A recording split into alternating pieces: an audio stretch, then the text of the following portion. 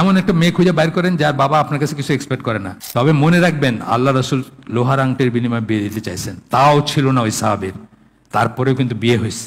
বিয়েও করবেন ওরকম মেয়ে যে সেটা বুঝবে। সেদিন পয়লা দিনে এসে বলে আমার আমার ড্রেসিং টেবিল কই, আমার আলনা কই, আমার এটা কই ওটা কই, তাহলে আপনি মারা গেছেন। ইস, এই জিনিসটা আমি দোয়া করি রীতিমতো আল্লাহর কাছে। আপনাদের অবস্থা তো কেমন এক ধরনের খারাপ, আর মেয়েদের অবস্থা কিন্তু অন্য ধরনের খারাপ। আমি বিয়ে করতে আগ্রহী, মাশাল্লাহ, আমার জমানো কোনো অর্থ নেই, মাসিক আয় একদম স্বল্প। পিতাকে বললাম কিন্তু রাজি হচ্ছে না। এখন আমার করণীয় কি? বিয়ে করে ফেলান। করণীয় হচ্ছে বিয়ে করে ফেলান। কারণ একজন ছেলের বিয়ের ব্যাপারে পিতার পিতার পাইলে ভালো, দোয়া পাইলে মা বাপ সবাইকে নিয়ে করতে পারলে ভালো। কিন্তু উনি যদি একটা কবিরা গুণে লিপ্ত হন এটার জন্য, তাহলে সেই কবিরা গুণে লিপ্ত হচ্ছে, বিয়ে করে ফেলেন, লোহার আংটি দিয়ে করে ফেলেন, নিজের লেভেল নামায় ফেলেন।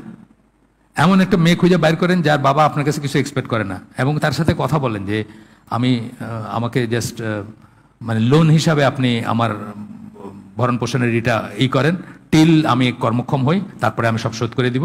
আপাতত আমার ওয়াইফ আপনার বাড়িতে থাকুক, আমি তারপরে আলাদাই করবো। আমার আপনার কাছ থেকে যা আমি ফেভার নিতে সব আমি পে ব্যাক করবো ইন ক্যাশ বা হিসাবে। এই হিসাবে করতে পারেন অ্যারেঞ্জমেন্ট। এটা জায়েজ, না জায়েজ যে তা না। কি বল?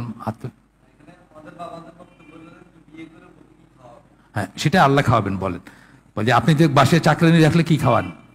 আমি তো বলছি, আমার একটা বইতে বলছি না যে আপনার বাসায় চাকরানি রাখলে একটা প্লেট পড়ে না? আমাদের বাসায় 2টা মহিলা খায়, খাওয়ার কোনো কন্ট্রাক্ট নাই, কিন্তু তারা কাজ কাম করে, রান্না করে, অটোমেটিক্যালি রান্নার পরে খায় যায়। তা আপনার নাইলে আরেকটা মহিলা খাবে। মনে করেন বাসায় একটা এক্সট্রা কামের মানুষ রাখছেন, এইভাবে বললেন আব্বারে যে আব্বা মনে করেন যে একটা কাজের মানুষ রাখছেন, একটা প্লেট পড়বে, এই তো, আর কি খাওয়ার, আর কি দরকার? বিয়েও করবেন ওরকম মেয়ে যে সেটা বুঝবে। সেদিন পয়লা দিনে এসে বলে আমার আমার ড্রেসিং টেবিল কই, আমার আলনা কই, আমার এটা কই ওটা কই, তাহলে আপনি মারা গেছেন। তো তবে মনে রাখবেন, আল্লাহ রসুল লোহার আংটির বিনিময়ে বিয়ে দিতে চাইছেন, তাও ছিল না ওই সাহাবীর, তারপরেও কিন্তু বিয়ে হয়েছে। সুতরাং আমরা যে বলি নিজের পায়ে দাঁড়াক তারপরে, এটা সেই ব্যাপার না। তবে মহিলার রাজি হইতে হবে, ওনাকে ওরকম খুঁজে বাইর করতে হবে। ইস, এই জিনিসটা আমি দোয়া করি রীতিমতো আল্লাহর কাছে। আপনাদের অবস্থা তো কেমন এক ধরনের খারাপ, আর মেয়েদের অবস্থা কিন্তু অন্য ধরনের খারাপ। আমরা যে বিয়ে শাদী নিয়ে কাজ করি, 20টা মেয়ের এগেনস্টে একটা ছেলের বায়োডাটা পাই আমরা। 20টা মেয়ে কুমারী, আর স্বামী পরিত্যক্তা বা ডিভোর্সিত রয়েই গেল। এইগুলো যে আমাদের কোথায় নিয়ে যাচ্ছে, সমস্ত ভিজর দিয়ে সব সব নামাজ রোজা সব গোল্লায় যাচ্ছে আর কি। কারণ আপনি যদি ব্যভিচারী হন, আপনার বাকি জিনিস কোথায় যাবে বলেন তো?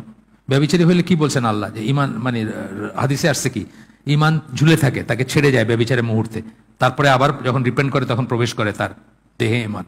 তা আপনি ব্যভিচারী হলে আপনার কি অবস্থা চিন্তা করেন। আল্লাহ আমাকে তৌফিক দেন বোঝার, আমল করার। আসসালামু আলাইকুম রহমতুল্লাহ বারাকাতুহু।